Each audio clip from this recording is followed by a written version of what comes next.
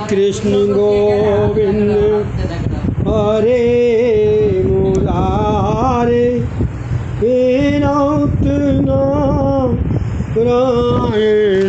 वासुदेवा। श्री कृष्ण गोविंद हरे मुरारे हे नाथ नारायण वासुदेवा। कल की कथा में था कि भक्तिहीन ज्ञानी बाचाल हो जाता है और भक्ति युक्त ज्ञानी मौन रहकर अध्ययन करता है। उद्धव जी के पास ज्ञान तो था किंतु भक्ति नहीं थी। वे कहने लगे, मुझे वहाँ भेजने के बदले प्रति सप्ताह एक एक पत्र भेजते रहिए। वे आपको पत्र लिखेंगे।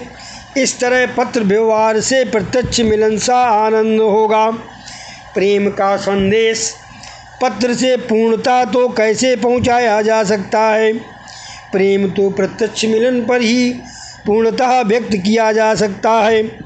प्रेम को संदेशो ऊधो पाती न पठाए। प्रेम को संदेशो ऊधो पाती न पठाए। पत्र में इच्छानुसार सब कुछ कैसे लिखा जा सके? पत्र में लिखते समय बहुत सी मर्यादाएं बाधक हो जाती हैं। प्रेम तत्व से उद्धव जी परिचित नहीं हैं। पत्र में लिखा जाता है, हमेशा याद करने वाली। अरे ऐसा कभी हो सकता है? विचार और व्यवहार में अंतर होता है, सो पत्र में सब कुछ खुलकर सच्चा लिखा नहीं जा सकता। उद्धव जी क्या जाने कि श्री कृष्ण और गोपी तो एक ही हैं।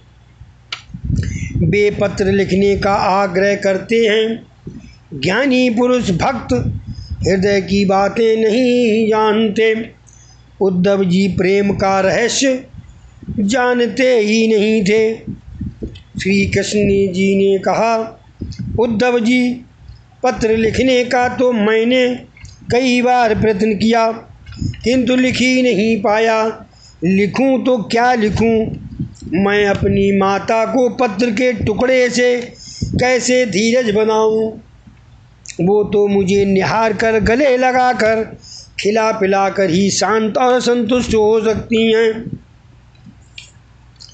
श्री कृष्ण ने कई बार यशोदा को पत्र लिखना चाहा किंतु वे ऐसा सोचकर रुक जाते थे कि पत्र पढ़कर माता और अधिक याद करके दुखी होगी।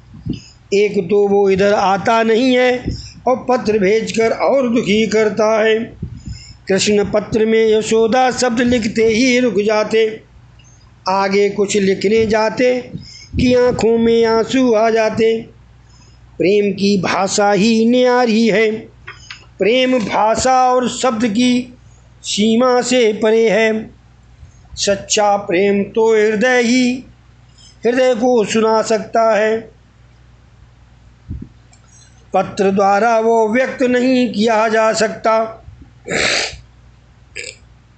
उद्धव जी, मेरी समझ में नहीं आता कि मैं क्या और कैसे लिखूं। सो तुम वृंदावन जाकर गोपियों को ब्रह्म ज्ञान देकर समझा बुझाकर मुझे भुलवा दो। मेरे माता पिता को भी सांत्वना देना। ब्रज में जाकर सभी से तुम ये कहना, क्या ऊधो इतनी कहियो जाए, ऊधो इतनी कहियो जाए, हम आवेंगे दो भैया, मैया जन अकुलाए, बाको बिगल बहुत हम मानो, सो कह पठियो धाय।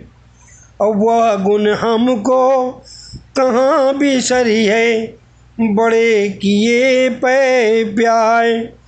और जो मिलो नंद बाबा सो, तो कहियो समझाए। तो लो दुखी होन नहीं पावे, घवरी धूमर जाए। और यद्यपि यहाँ अनेक भांत सुख, यद्यपि यहाँ अनेक भांत सुख, तदप रहो नहीं जाए। सूरदास दे खऊ ब्रजवासन, तबहि यो हरे साय। उदो इतनी कहियो जाए। उद्धव जी, यहाँ संसार के सभी वैभव तो हैं, किंतु हृदय का शुद्ध प्रेम यहाँ कहाँ है। मुझे यहाँ कोई आनंद नहीं है। उद्धव ने माना कि वे ज्ञानी हैं, सो उनको ब्रज भेजा जा रहा है। वे ज्ञानी तो थे, साथ साथ अभिमानी भी थे। वे कहते हैं, महाराज वहाँ जाने में मुझे कोई आपत्ति तो नहीं है, किंतु गांव के अनपढ़ गंवार लोग मेरे वेदांत का ज्ञान समझ कैसे पाएंगे। मेरी वेदांत की चर्चा वे अनपढ़ गोपियाँ कैसे समझेंगी। मेरे तत्व ज्ञान का उपदेश बड़ा गहन है, सो वहाँ जाना निरर्थक ही है। ये वचन उद्धव जी के नहीं, उद्धव जी के ज्ञान के अभिमान के हैं। उन्हें अभिमान था कि वे बृहस्पति के शिष्य हैं और वेदांत के आचार्य हैं। श्री कृष्ण गोपियों की बुराई सह न सके। उन्होंने उद्धव से कहा, उद्धव जी, मेरी गोपियाँ अनपढ़ नहीं, ज्ञान से परे हैं। वे पढ़ी लिखी तो अधिक नहीं हैं, किंतु शुद्ध प्रेम की ज्ञाता हैं। इसी कारण से तो वे मुझे प्राप्त कर सकी हैं। और क्या कहूँ, वे तो हैं क्या, तामन मनस्का मत प्राणा मदर्थे त्यक्त देहिका। गोपियों का मन निरंतर मुझी से लगा हुआ है। उनका प्राण और जीवन मैं ही हूँ। मेरे लिए उन्होंने अपने पति, संतान, रिश्तेदारों का त्याग कर दिया है। वे मुझे अपनी आत्मा मानती हैं। उद्धव, मेरी गोपियाँ अनपढ़ होते हुए भी प्रेम की मूर्ति हैं, स्नेह की ज्योति है। प्रेम की रीत वे भली बात जानती हैं। उद्धव, मेरी गोपियों को ज्ञान की आवश्यकता है, और तुम्हें किसकी है? और तुम्हें प्रेम की, भक्ति की। सो तुम्हें वहाँ जाना ही होगा। मात्र अकेले से या अकेली भक्ति से, मात्र अकेले ज्ञान से या अकेली भक्ति से मनुष्य पूर्ण नहीं होता। जीवन में ज्ञान और भक्ति दोनों का समन्वय करके प्रेममय जीवन जीकर प्रभु की प्राप्ति करनी है। शब्द ज्ञानी को नम्र बनने में कुछ समय लगता है। उसके दिल में ज्ञान की अकड़ होती है, अभिमानों से नम्र बनने से रोकता है। विनय अपने साथ सद्गुण लाती है और अभिमान दुर्गुण। भगवान जानते थे कि अभिमानी उद्धव गोपियों को बंधन तक नहीं करेंगे। बंधन किए बिना कल्याण कैसे होगा। सो उन्होंने आदेश दिया कि गोपियों को बंधन करना। उद्धव जी की तो इच्छा नहीं थी, फिर भी भगवान के आग्रह के कारण ब्रज जाने को तैयार हुए। आपका आदेश ही है तो मैं वहाँ नंद जी, यशोदा जी, गोपियों और गोपालकों को उपदेश दे आऊँ। प्रभु उनसे क्या कहते हैं? उन सब से कहना कि उनका कन्हैया उन सबको याद करता है। माता से कहना कि वह मेरे बिछोह में रोए नहीं। प्रभु ने इस प्रकार सारी रात उद्धव को समझाया। प्रातः काल में उद्धव जी जाने लगे तो श्री कृष्ण ने अपना पीताम्बर और वैजंती माला प्रसाद के रूप में देते हुए कहा, उद्धव जी तुम मेरी इन प्रसादियों को धारण करके ही गोपियों से मिलने जाना। मेरी गोपियां न तो किसी पर पुरुष को देखती हैं और ना पर पुरुष से बोलती हैं। वे मेरा ये पीताम्बर देखकर तुम्हें मेरा दूत मानेंगी। उन्हें विश्वास हो जाएगा कि तुम मेरे हो। वे मान लेंगी ये तो अपने श्याम सुंदर का अंतरंग सखा है। ऐसा विश्वास हो जाने पर ही वे तुमसे बातें करेंगी। सो इन दोनों वस्तुओं को धारण करके ही उनके पास जाना। श्री कृष्ण जी कहते हैं, उद्धव तुम भाग्यशाली हो कि ब्रजभूमि में जा रहे हो। ब्रज प्रेम भूमि है जो सभी का कल्याण करती है। तुम्हारे कल्याण के हेतु ही मैं तुम्हें वहाँ भेज रहा हूँ। उद्धव जी का रथ चलने लगा तो श्री कृष्ण ने उद्धव जी से कहा, मेरे माता पिता को मेरा प्रणाम कहना और उन्हें आश्वासन देना कि उनका कन्हैया वहाँ अवश्य आएगा।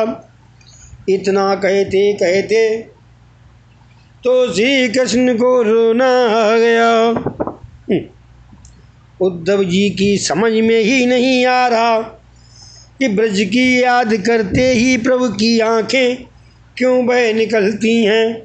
जीव अपना जीवत्व छोड़कर ईश्वर के साथ प्रेम से तन्मय हो जाता है, तब ईश्वरत्व ऐश्वर्य भूल जाते हैं।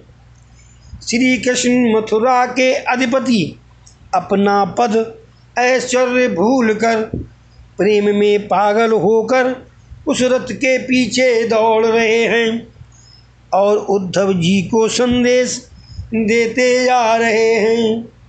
उद्धव जी ने कहा, मैं रथ में बैठा हूँ, आप राजा हैं और मैं सेवक। आपका इस प्रकार रथ के पीछे दौड़ना शोभा नहीं पाता है। आप चिंता न करें, मैं सबको भली बात उपदेश दूंगा। अब प्रभु रुक गए। मेरा उद्धव भाग्यशाली है जो प्रेम भूमि पहुँच रहा है। वे रथ को देखते ही रहे।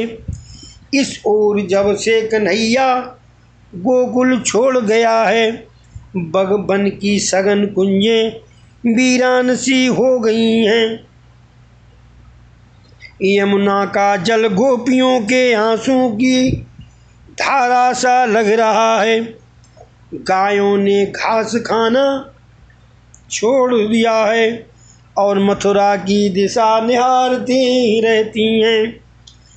श्याम विरह में हर कोई व्यक्ति है, श्याम विरह में हर कोई व्यथित है, व्याकुल है।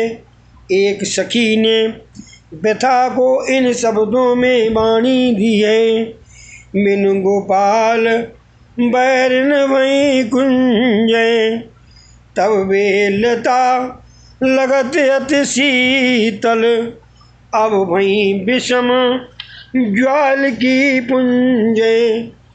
वृथा बहत जमुना खग बोलत, वृथा बहत जमुना खग बोलत, वृथा कमल फूले अल गुंजे।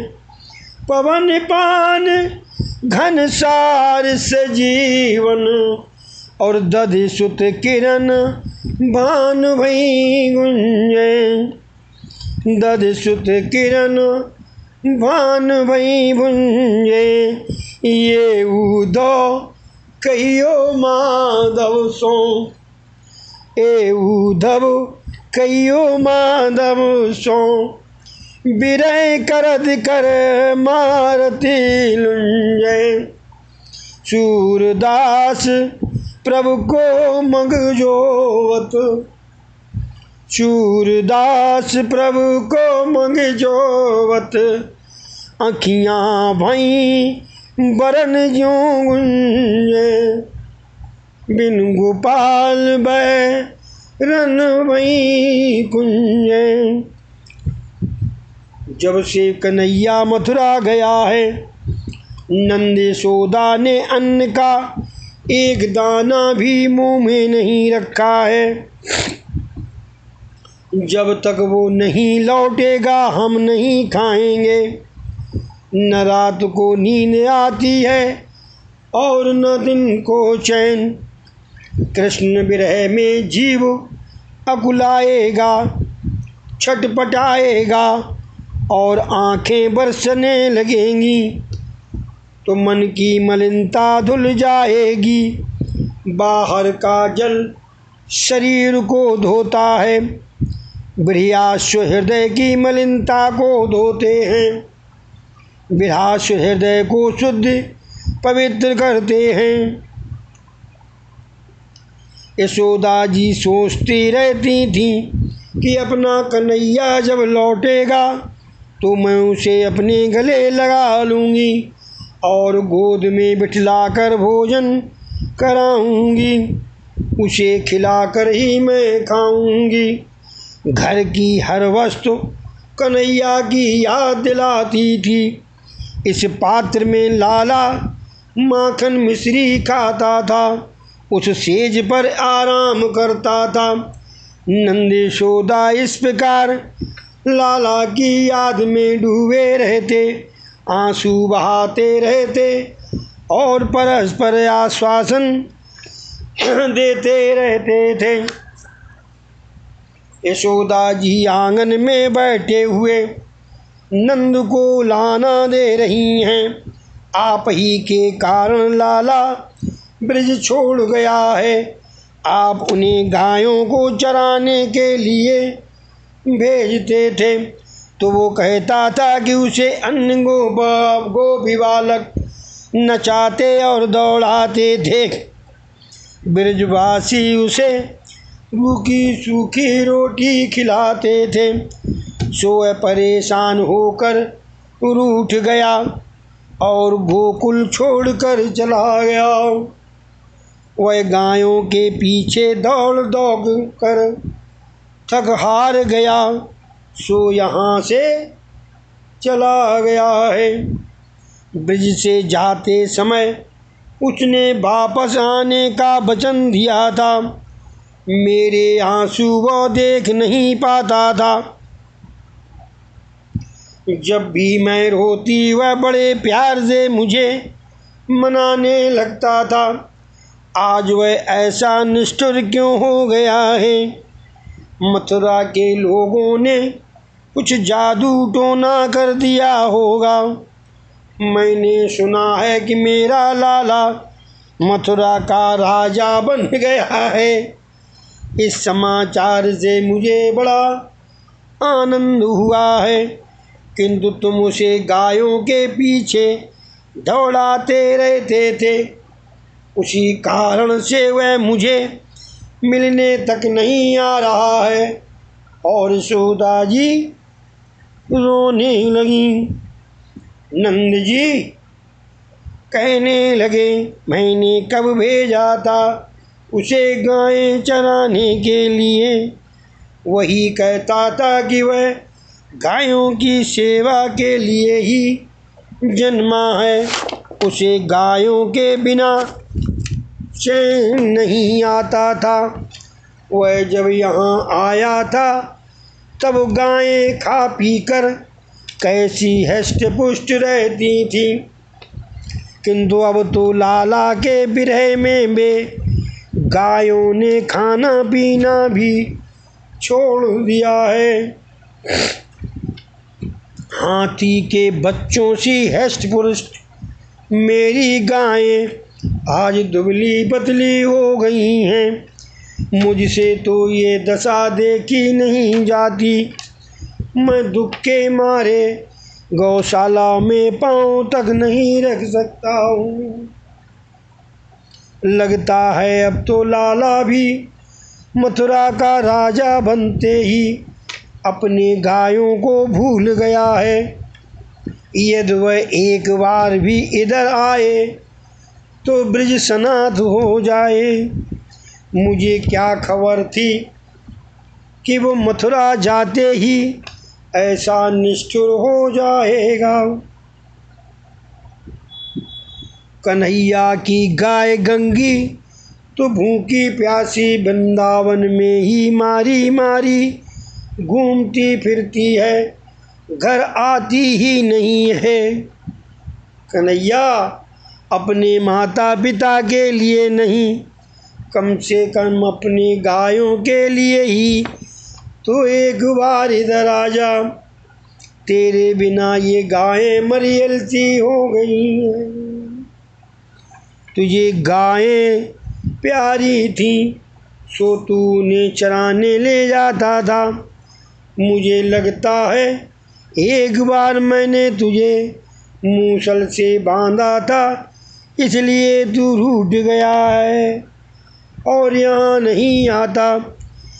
इसी प्रकार नंद यशोदा सारा समय कन्हैया की याद में व्याकुल होकर आंसू बहाकर बिताते थे।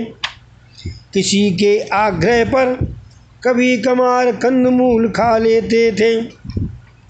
एक दिन वे दोनों आंगन में बैठकर कृष्ण की बाल लीलाओं की याद में खोए हुए थे कि एक कौआ आकर काऊ काऊ करने लगा। कौए की बोली शकुन मानी गई है। कौए को सुना तो यशोदा ने सोचा कि आज मथुरा से कोई आएगा। वह कृष्ण के वचन को याद करते हुए कौए से कहने लगी, मेरा कन्हैया यदि आ जाए तो तेरी चोंच में सोने से मढ़वाऊंगी, तुझे मिष्ठान खिलाऊंगी। कन्हैया के आगमन का समाचार देने वाले की मैं जन्म जन्म सेवा करूंगी। कौआ मेरा लाला कब आ रहा है। इधर उद्धव जी ने के रथ ने मथुरा की सीमा पार करके ब्रजभूमि में प्रवेश किया। ब्रजभूमि तो दिव्य है, सात्विक है, प्रेम भूमि है। यहाँ के पशु पंछी वृक्ष सब कुछ दिव्य हैं। वे सब भी राधा कृष्ण का कीर्तन करते हैं। वृंदावन की महिमा का वर्णन कौन कर सकता है। कृष्ण के जाने के बाद मथुरा के ग्वाल बाल भी रोज प्रतीक्षा करते रहते थे। लाला के शाम को लौटने का वादा किया था, वह आता नहीं था। सो सब बच्चे रोते हुए घर लौट जाते थे। रोज का यही क्रम था। एक दिन श्री दाम मधुमंगल आदि सब ग्वाल बाल रास्ते पर बैठे हुए लाला की प्रतीक्षा कर रहे थे कि दूर से एक रथ आता हुआ दिखाई दिया। बालकों ने सोचा कि लाला ही आया होगा। वे दौड़ते हुए रथ के पास पहुँचे, किंतु रथ में जो बैठा था वह नीचे नहीं उतरा। यदि कन्हैया होता तो कूद कर नीचे आकर गले लग जाता। आज की कथा समाप्त होती है, कल की कथा कल। हरे कृष्ण कृष्ण कृष्ण हरे हरे हरे राम राम राम हरे हरे, कृष्ण कृष्ण कृष्ण कृष्ण हरे हरे, हरे राम राम राम हरे हरे, हरे कृष्ण